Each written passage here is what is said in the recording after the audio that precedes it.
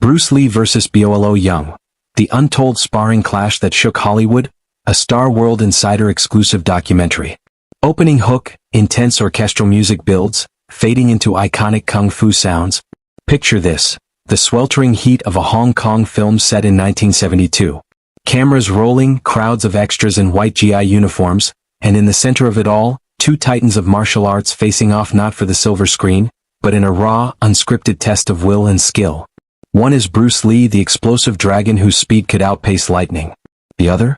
Bolo Yeung, the beastly powerhouse whose muscles seemed forged from steel.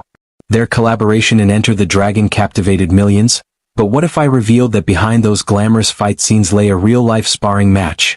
A 10-minute endurance battle where philosophies clashed, egos were tested, and one man conceded in exhaustion? This isn't just movie lore.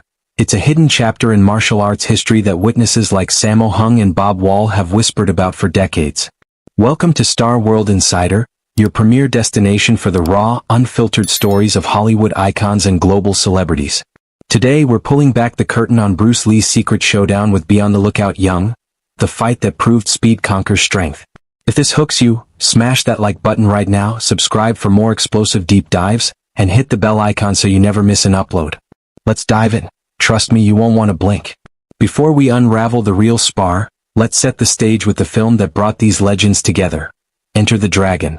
Released in 1973, this wasn't just a movie, it was a seismic shift in cinema, blending Eastern martial arts with Western storytelling in a way that exploded box offices worldwide. Directed by Robert Clouse and co-produced by Warner Brothers and Golden Harvest, it grossed over $400 million adjusted for inflation on a shoestring budget of $850,000. But behind the triumph? Chaos, rewrites, and decisions that altered history. Bruce Lee, already a superstar in Asia from hits like The Big Boss, 1971, and Fist of Fury, 1972, envisioned Enter the Dragon as his magnum opus, a platform to showcase his revolutionary Jeet Kune Do philosophy to the world. He meticulously choreographed every fight, infusing them with symbolism and raw intensity. One such sequence was an epic showdown between his character, Lee, and Bolo Yeung's henchman, simply named Bolo. This wasn't mere fisticuffs, it was a philosophical war. Bruce's Lee represented speed, precision, and adaptability, the fluid be-like-water ethos. Bolo, with his imposing 5 feet 6 inches, 154-pound frame of rippling muscle, embodied brute strength and intimidation, a walking testament to traditional power. The matchup promised fireworks, Bruce darting like a shadow, dismantling Bolo's charges with surgical strikes. It was meant to be a centerpiece, heightening the film's tension before the climactic mirror room battle with the villain Han, played by Shi Qian. Imagine the crowd roaring as Bolo's massive arms swing like battering rams, only for Bruce to evade, counter, and expose the flaws in raw power. But as production progressed in Hong Kong's humid studios and outdoor locations like the now-demolished Palm Villa, Warner Brothers executives stepped in. In a strategic move to streamline the narrative, they slashed Bolo's role. Producer Fred Weintraub later explained in his memoirs that focusing on Bruce's arc and the Han showdown was paramount. We couldn't risk diluting the emotional pinnacle. Another major fight might overshadow the core conflict. This decision frustrated Bruce, who saw the scene as a perfect embodiment of his teachings, adaptability triumphing over rigidity. Bolo too felt the cut deeply, his screen time reduced to a brutal skirmish with John Saxon's character, Roper, where he snaps necks and crushes foes with terrifying ease. Yet this very excision planted the seeds for their off-screen clash. Behind-the-scenes accounts from co-stars paint a vivid picture. Bob Wall, who played the villain O'Hara and was a black belt karateka, recalled in interviews, Bruce was disappointed, but it fueled the energy on set. Bolo was this massive presence. You could feel the unspoken challenge. Jim Kelly, the karate champion portraying Williams, noted the professional intensity. It was like watching two alphas circle. No bad blood, just pure competitive spirit. Even stunt performers like a young Jackie Chan, who got killed by Bruce in a scene, and Sammo Hung watched in awe as the tension simmered. This cut wasn't isolated. Enter the Dragon faced numerous hurdles. Cultural clashes between American and Hong Kong crews, language barriers, and real injuries, like Bob Wall accidentally slicing Bruce with broken bottles during their fight, added to the drama. Bruce insisted on authenticity, recruiting genuine martial artists as extras, turning the set into a dojo of egos. Rumors flew of extras challenging Bruce to prove his mettle, leading to impromptu demonstrations where his speed silenced doubters. One heckler was dismantled in seconds as Wall attested, "Bruce handled it with grace, but it showed he was the real deal." If these production secrets have you gripped, pause and drop a comment.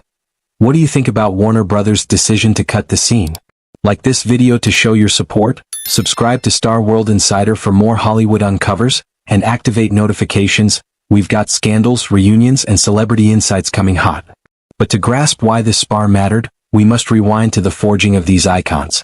How did a street-smart kid from Hong Kong and a bodybuilding beast from China become martial arts immortals? Stay tuned. Their origins reveal the philosophies that collided. The Dragon Awakens, Bruce Lee's early life and martial evolution. Bruce Lee's journey wasn't scripted. It was a whirlwind of defiance, innovation, and unyielding drive. Born Lee Jun-fan on November 27, 1940, in San Francisco's Chinatown during the Year of the Dragon, his arrival seemed predestined for greatness. His father, Lee Hoi-chen, a Cantonese opera star, and mother, Grace Ho, from an affluent Eurasian family, returned to Hong Kong shortly after. Amid the post-World War II chaos, young Bruce grew up in Kowloon, exposed to the entertainment world early, even appearing as a child actor in films like The Kid, 1950. By age 13, Bruce's fiery temper landed him in trouble with street gangs. Hong Kong's volatile streets demanded self-defense, and after a brutal loss in a rooftop brawl, he sought training under Wing Chun master Yip Man. This wasn't casual, it was survival. Yip Man's style, with its close-quarters efficiency, suited Bruce's slight frame.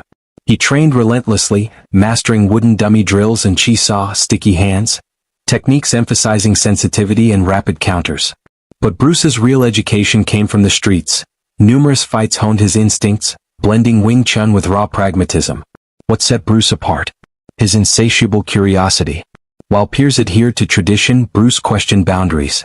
He studied Western boxing, inspired by Muhammad Ali's footwork, fencing for linear attacks, judo for throws, and even cha-cha dancing for agility. By 1958, he won Hong Kong's Interschool Boxing Championship, defeating a three-time champ with sheer speed. Yet, escalating gang violence prompted his parents to send him back to America at 18, with $100 and a dream. In Seattle, enrolling at the University of Washington in philosophy, Bruce supported himself teaching martial arts. His Jun-fan Gung Fu Institute challenged norms, teaching non-Asians, a taboo that irked traditionalists. Students like Jesse Glover recalled his demos. "Bruce's one-inch punch sent me flying. It was physics meets fury." Controversies arose. In 1964, a challenge from Wong Jack Man over teaching outsiders led to an infamous Oakland fight. Bruce won in minutes but was dissatisfied with Wing Chun's limitations, sparking Jeet Kune Do's birth. Jeet Kune Do, the way of the intercepting fist, emerged around 1967 as a hybrid philosophy, not a rigid style. Drawing from 26 arts, it emphasized simplicity, directness, and adaptability. "Absorb what is useful, discard what is not," Bruce preached. Training was grueling. 500 daily punches, 1-finger push-ups, 2,000 kicks per leg. His physique, 5 feet 8 inches, 141 pounds of coiled power, was functional, not bulky. Mental acuity was key.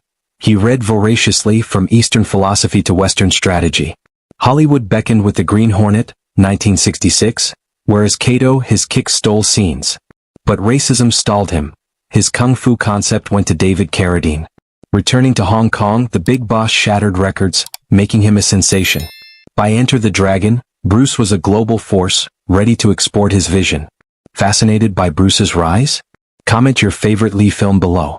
Like if you're inspired, subscribe to Star World Insider, and bell on next Bolo's Beastly Origins. Section 3. The Beast Rises, Bolo Yeung's path from Guangzhou to global villain. Contrast Bruce's innovative spirit with Beyond the Lookout Yeung's traditional might. Born Yang Zi on July 3, 1946, in Guangzhou, China, Bolo's early life was steeped in discipline amid post-revolution turmoil. Starting martial arts at 10, he immersed in Shaolin Kung Fu, Tai Chi, and other classical forms, emphasizing power, forms, and endurance. Masters drilled katas and stances, building his foundation. But Bolo's transformation came via bodybuilding, rare in 1960s China. Inspired by Western icons like Steve Reeves, he combined weights with martial training, sculpting a physique that won Mr. Hong Kong in 1967, holding it for a decade. At 5 feet 6 inches and 154 pounds, his muscles were legendary, benching 300 plus pounds, crushing coconuts. This hybrid made him agile yet devastating. Fleeing to Hong Kong in the 1960s, Bolo entered cinema via Shaw Brothers, debuting in The Heroic Ones, 1970. His bulk and agility cast him as villains in over 100 films. A cigarette ad shoot introduced him to Bruce, who cast him in Enter the Dragon. Bolo later said, "Bruce was like a brother, we shared techniques." Yet, his power-focused style, rooted in brute force and absorption, contrasted Bruce's efficiency. Bolo's legacy? Iconic roles in Bloodsport, 1988, as Chong Li influencing villain archetypes. His endurance and power inspired powerlifters in MMA. If Bolo's story pumps you up, like and share. Subscribe, notifications on. Up next, their paths collide in Enter the Dragon. Section 4. Convergence on set, production turmoil and rising tension. As Enter the Dragon filmed, cultures clashed. American producers pushed pace. Hong Kong crews emphasized detail. Bruce, star and choreographer, demanded perfection. Bolo's reduced role, from major antagonist to henchman, stung, but he shone in his scene with Saxon. Witnesses noted rivalry. Sammo Hung, Bruce's foot was so fast in sparring with Bolo, I didn't see it. Jackie Chan, a stuntman, admired both. Jim Kelly, unspoken energy. Bob Wall, two philosophies in human form. The cut scene amplified this, leading to Bolo's challenge. Comment, speed or strength? Like, subscribe, bell. Styles in contrast, speed versus strength, philosophy versus power.